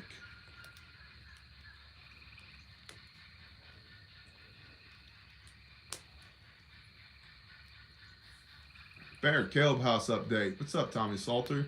was gonna set up a Ground, store. the land has been bought, the ground has been broken. We are working with our second architect now to get final drawings back. We're in the process of submitting grants, which are dependent upon having those drawings, because from the drawings, we can do what are called takeoffs, which we're not as far along in that process as I would like to be right now, but it's okay. It's the Father's timing, not mine. We get the takeoffs, we can put a cost to the materials that we need, which means we can submit the grants that we need to cover the cost of construction. And in the meanwhile, in the near future, in a matter of weeks, I begin dirt work there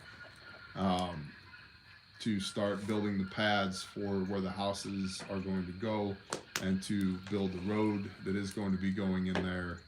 And there were some existing structures on property that interfere with our layout, and so those existing infrastructures have been removed. They've been torn down, and now we're working with a blank canvas.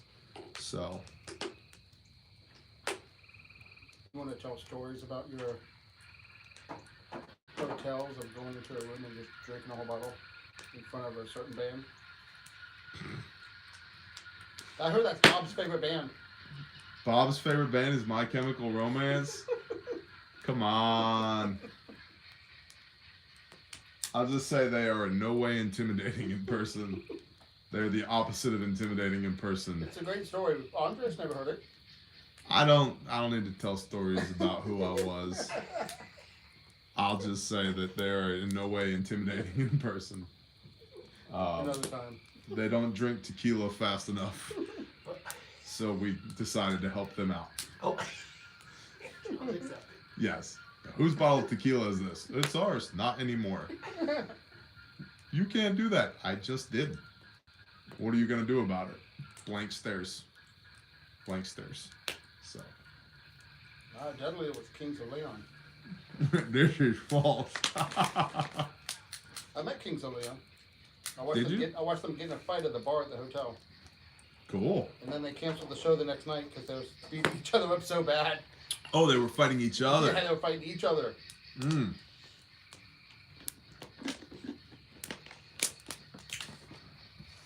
Tequila makes me super mellow. Jaeger used to make me mean. But actually, I think that I just used to be really mean and drank a lot of Jaeger. So I don't know that it was necessarily Jägermeister's fault. Jaeger, Irish car bombs, handles of Jim Beam. That was my go-to. Need a handle of Jim Beam. If we're gonna party tonight, handle of Jim Beam, maybe a case of Budweiser to go with it. I used to do the old mind erasers, and those worked. Mind eraser? I don't know. Other than like an Irish car bomb, I was just like a straight shot kind of guy. What's the last live music concert you saw? The Dead South in Tulsa, and they were excellent live. Absolutely excellent live. I've been to hundreds of concerts, viewed or performed in hundreds of concerts, and they are easily within the top 3 live performances I've ever seen. Excellent musicians. They have phenomenal stage presence. They know how to work a crowd. It was awesome. They did an excellent job. They're really, really, really good show. And then the last show before that I went to was the band, death metal band from Yonkers, New York. Before I was who I am now, the band Immolation in Dallas. And yeah, we used to run in some of the same circles back in the day. So that was cool. So played some shows with them back in the day. They're good guys, but their subject matter of their music is not honorific of the Most High. So,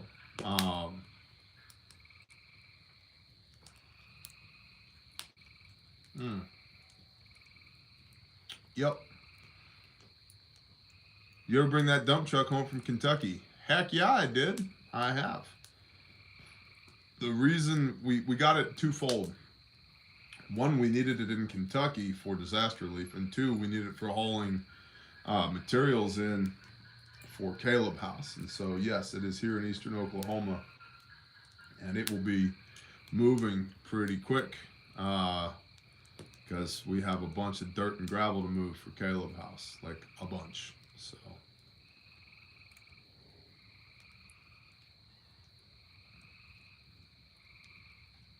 Hey, Bob, I was bad with the invites this week.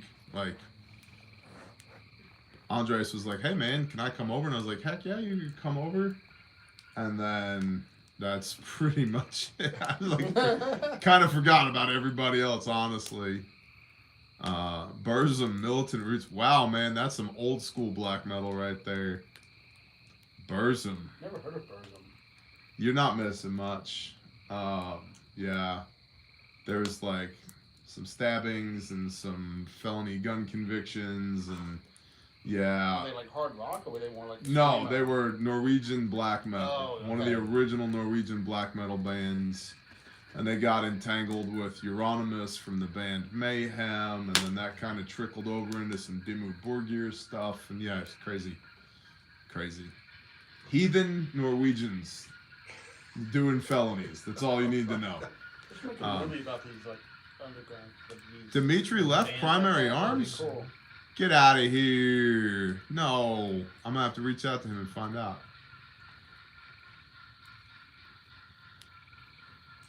What other questions we got? How can I bring value to y'all other than sitting here being vaguely entertaining in the dark?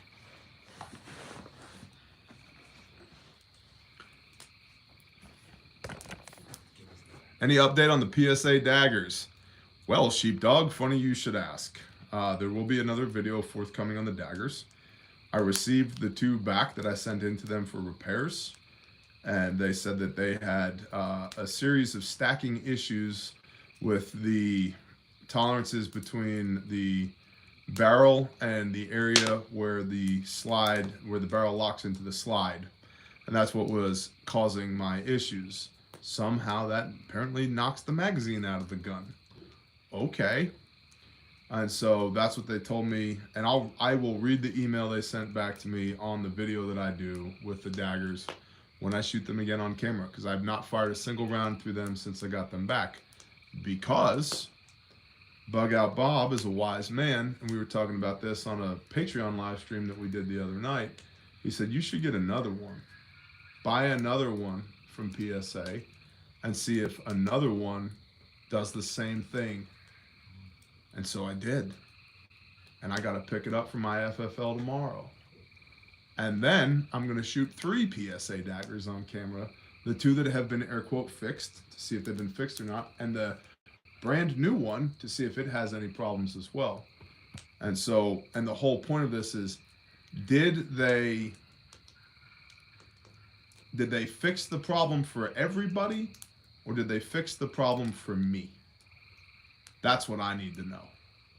Are they still selling guns that don't work? That's what I need to know. And that's what y'all need to know, because if you're going to spend the money on one of these things, it needs to work when you get it, not after you send it back to them. And to be fair, they were super responsive. I was like, yo, dude, these things don't work.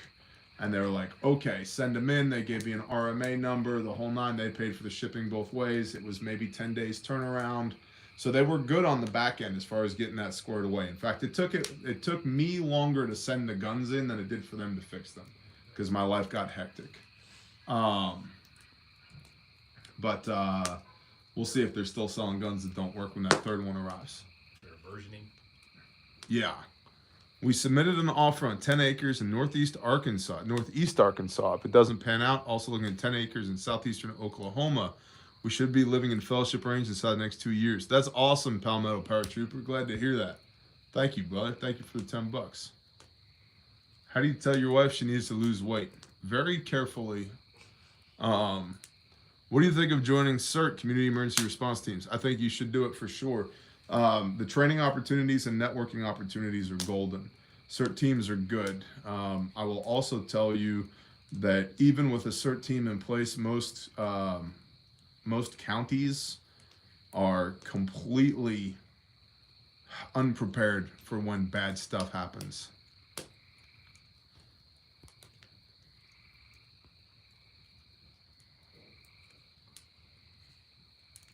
Ted Crux, do you need to go? Oops, you goed. Bye-bye. I thought he was trying to spell out that band. What's that band from Israel? Somebody's trying to look it up. How do you spell it? He was not spelling. Was he? Okay. I like one letter, Ted. Thanks, Wayne. Ouch, that's gonna hurt. Yep.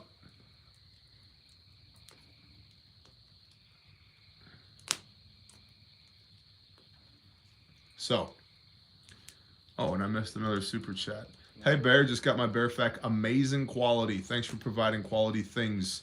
Also, what's your thoughts on freeze dryers? Any recommendations? Well, Jason, thank you for the $10. Thank you for buying a Bear Fact. I appreciate you. RefugeMedical.com. Your promo code is BearNation for free shipping. What do I think about freeze dryers?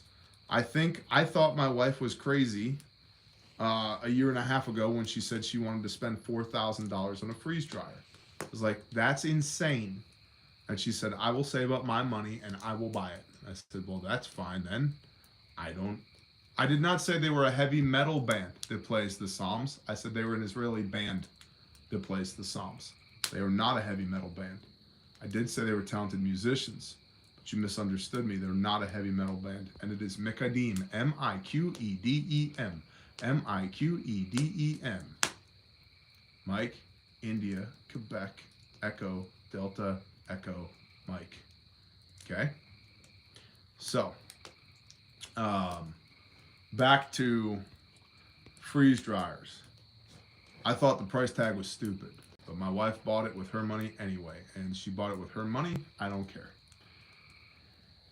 And that thing has been running nonstop since we got it. And what she does is she freeze dries all of our leftovers because otherwise they rot in the fridge for a couple of weeks, then we throw them out. And I thought that was actually a really good approach to it. And so,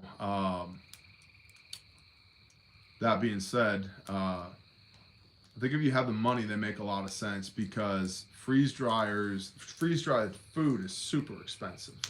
Like Mountain House meals and all that, like it's super expensive. 10, 12 bucks a meal, right? Like, well, she puts, each tray, her freeze dryer holds, she has a medium, it holds 4 trays. And each tray holds like 4 meals. So you're doing 16 meals at a clip. And running around the clock, it has increased the cost of our electric bill by about, beg harder, by about $30 a month.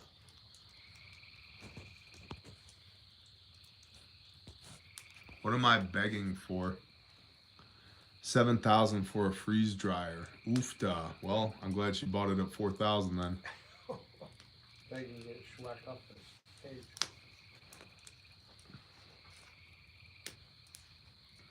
Bob's on it tonight. Mm-hmm. What keeps you motivated? My commitment to others. The vast majority of the reasons that I do the things that I do is because of my commitment to others.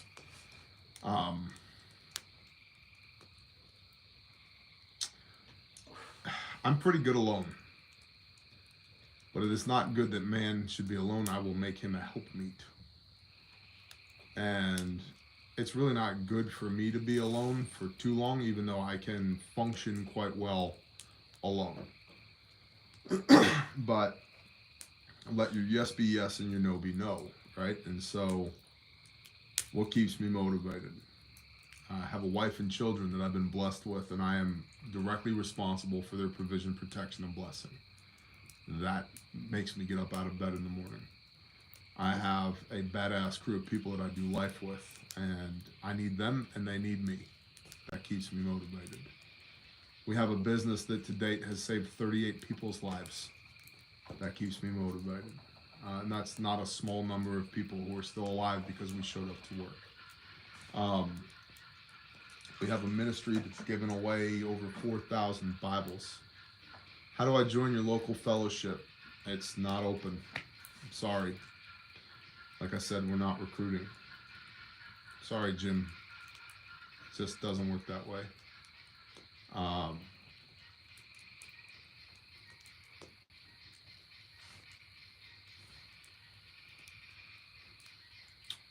We must have pissed off some other channel that's rating us for some reason, and I don't give a shit.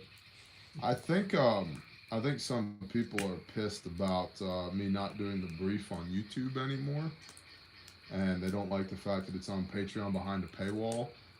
And I don't give a shit, because my time is my time and my value is my value. And there's at least a couple thousand free pieces of content here that I've done over the last 4 years on YouTube. So feel free to kiss my hairy white ass if you don't like it.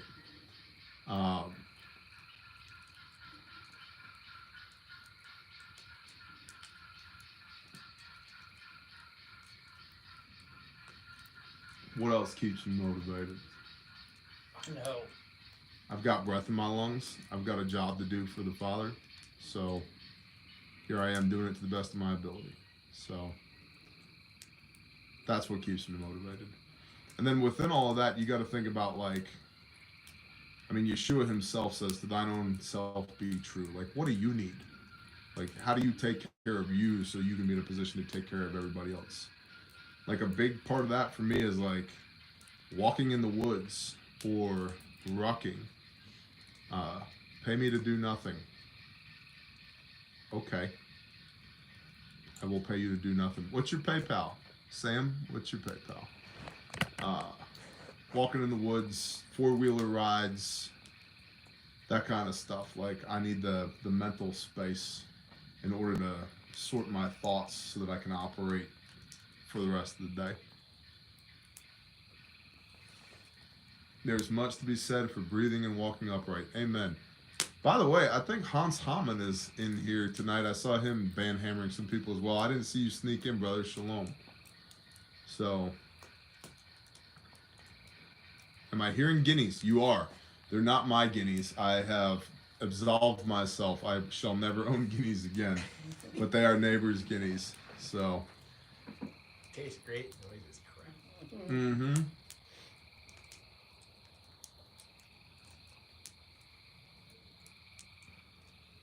The thing is, like, so let's say this jerk off here that's got a problem, right? Thank you, Eric McKenna. Not you. I appreciate you. This person who's spamming. Pay me to do nothing. So clearly you don't see the value in that, in what we do. That's fine. Don't engage. Don't pay me if you don't think I don't do anything. That's fine. I don't go spend money at places that I don't think are worth my money. I also don't act like a little bitch on the internet. So that's cool. Like, if you have that much free time and a complete lack of morals and ethics, go for it. But a much more mature way to handle that would be take your wallet and your time somewhere else. Do that. Like, be a man about it. It's also astounding, the earmuffs kids, the number of pussies that there are on the internet that will say some shit to you with their fingers that they would never say to you in person. Never. And I've met a lot of people, including a good number of people that don't like me. And there's something to be said when you're eyeball to eyeball with somebody, man, their whole tone changes. Everything about them changes. And it's not because I'm big or tough or intimidating. It's just that they don't have an effing spine, right? And they don't know how to communicate effectively in the first place. And so they want to be keyboard warriors. But when you confront them in real life, it's like, hey, man, here I am. Say what you got to say. All of a sudden, their mouth goes dry and they start stuttering and there's nothing to say. Carol, what's up, Carol? Good evening. Thank you for all you do. Been busy working on building relationships. That's awesome, Carol. I appreciate you, sister.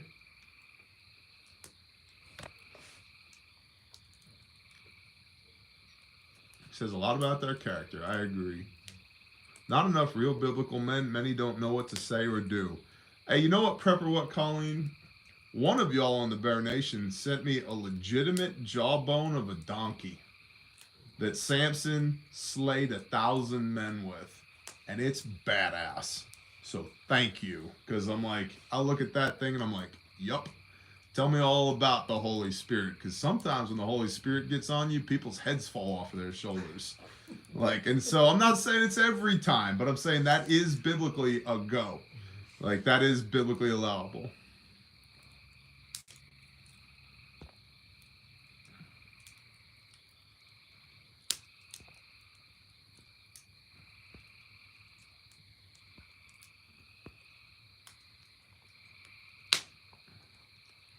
That's another thing. You get people who are like,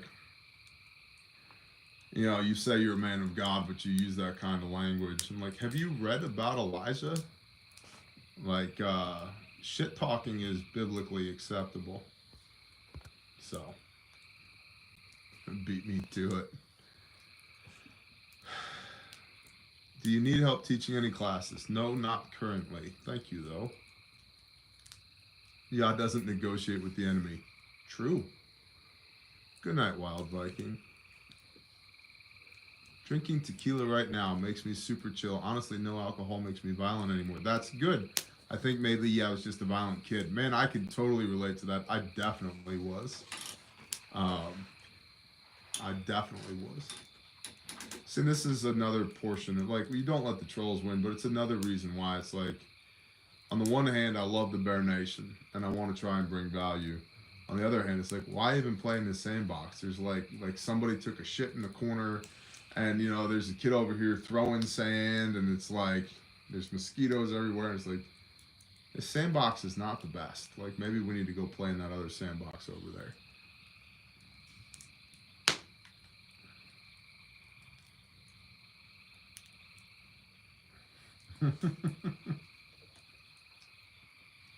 Joshua and Caleb were beasts in their own right. Amen. Yes, they were. They were absolute badasses, right? Ever seen the Deftones live? No, I have not.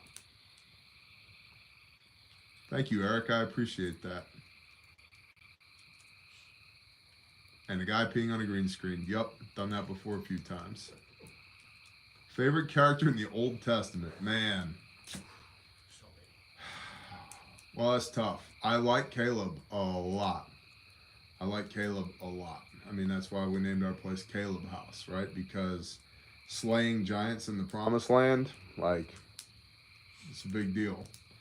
And the whole idea behind Caleb House is to forsake not the widow and the orphan and to break generational curses. So, Caleb was a badass. Joshua was a badass. David was a badass. Samson was a badass. Elijah was a badass. Elisha was no slouch either. There were a lot of badass men in the Old Testament and badass women as well. Titus 2, Jesus girl, toward a round of coffees for Bear and friends because I see the value in what you do, especially Caleb House. I'm a trafficking survivor or a thriver. God is good. Bless you, sister. Thank you. I appreciate you. And good job overcoming. That's awesome. Enoch. Yeah. Abraham. Man, Abraham was a badass, right? Noah was a badass. Like, all these examples. Yes, what were you going to say? The female you mentioned the other day that was in the Old Testament that was your favorite? Favorite Old Testament female. Unfortunately, her name is not recorded. Right. But it was an old woman, and the house of Israel and the house of Judah were at war. And the king of Judah had escaped from Jerusalem, and the king of Israel had him trapped in this city. And so the army of Israel shows up to this city, and they say, send out or whatever his name was, you know, some Hebrew name, I forget. And this woman sticks her head up over the wall, and she's, you know, he says, send him out or we'll destroy this place. And she says, would you destroy the inheritance of the children of the Most High? And there's a literal Torah for that. He says, no, I won't. He says, we're just here for that guy. And she says, okay, hold on. And so she ducks back behind the wall. A couple minutes pass. And she pokes back up over the wall again. And she's holding the head of the king of Judah. And she throws his head over the wall. And she says, are we good? Paraphrasing. The king of Israel goes, yep, we good. She goes, all right, y'all have a nice day. And he's like, yep, you too. And that's the end of the story. I'm like, that lady had a pair on her right there, right? Like, this is like, let's go ahead and just lop his head off. Fix that problem.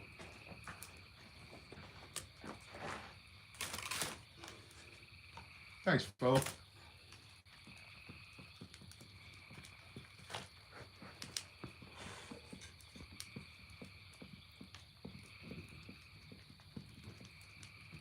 Desert Jack, I'm sorry to hear that.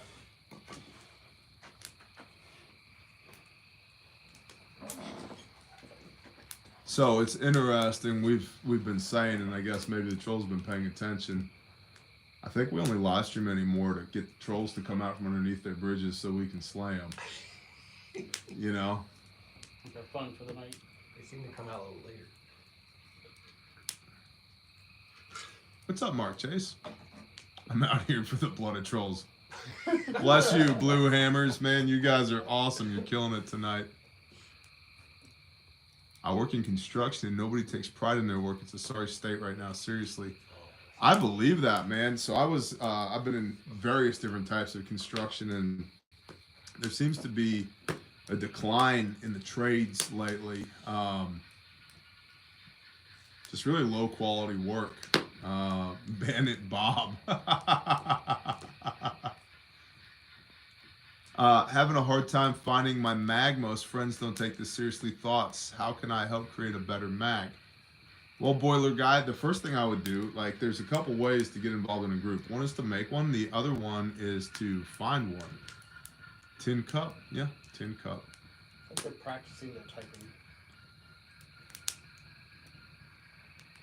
Hey, mods, this douchebag's not bothering me. So it's the same person making multiple accounts. So if you guys want to ban them, ban them. Otherwise, I'm not shaking my tin cup for anybody. It's a value exchange. You either see it or you don't. And that person has a really sorry life. They're clearly empty. They have no motivation. They've probably been broken by the world, and they don't have the tools to put themselves back together again. And somehow they derive joy, or at least some modicum of a sense of purpose of talking shit on the internet. So, shalom, NWA Prepper. Y'all have a good night, man. Love you, brother. So back to mags. Maybe there's an existing group where you are. Maybe you need to look for that existing group. There might be and there might not be. The Viking Network, Viking Preparedness, on his Patreon page, Pastor Joe is coordinating pretty heavily nationally for National Viking Network. There's other groups. I think, unfortunately, several of those other groups have been infiltrated. So I might be careful, but there might already be a prepper group in your area. The other unfortunate thing is not everybody you want to get it is going to get it. And sometimes, see, your vibe attracts your tribe. You just need to do it, right? And then after a while of doing it, the people that see you doing it, some of them are going to ask you, hey man, I've noticed that you have not wavered at all in this conviction. Now I got to know why. What's up? And then that becomes a living witness to them.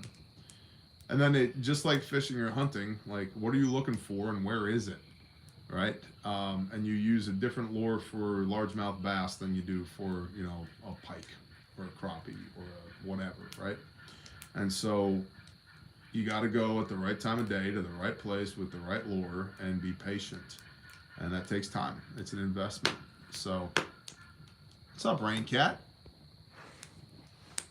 I was just advised to remind you to tell people to contact the badass admin about the retreat. Oh, we're making that available to the general public? She just, I'm assuming she's gonna go with that. Please confirm before I do.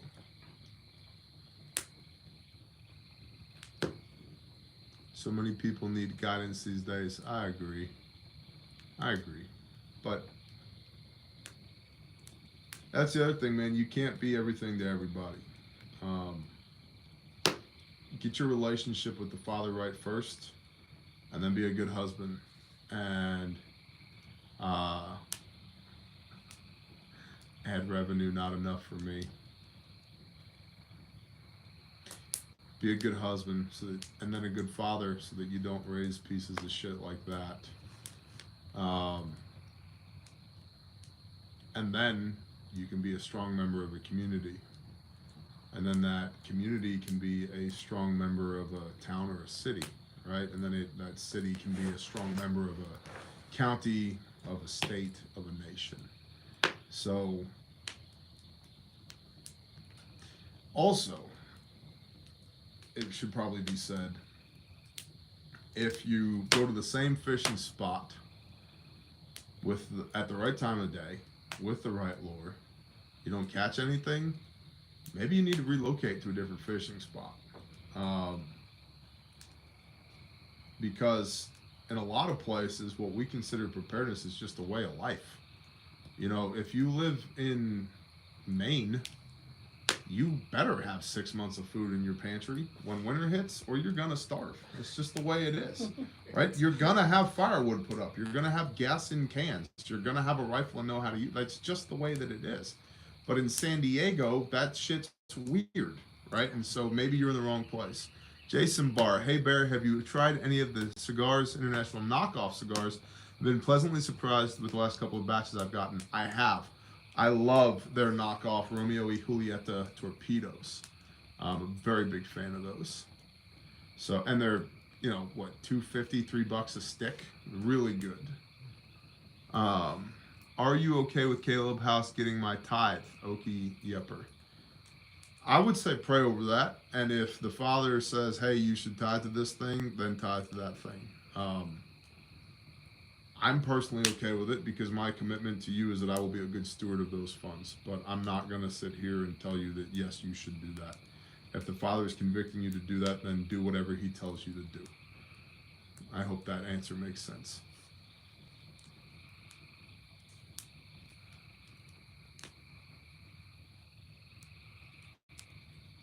GrindstoneMinistries.com is where you can sign up for that if you're interested.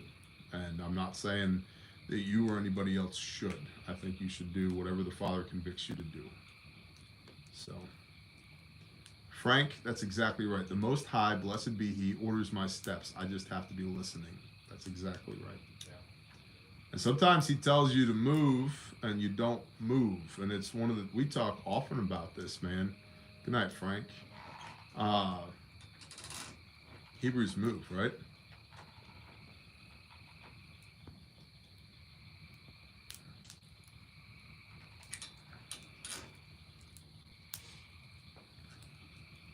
Six months plus here. Yep.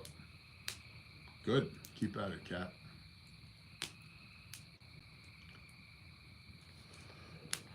Well, it's we're 2 hours into this thing anyway. I think I am going to jump off of here. I appreciate you, Bear Nation. Thank you guys very much. And y'all have a blessed evening. And we'll talk again soon. I will be doing the brief tomorrow morning on Patreon.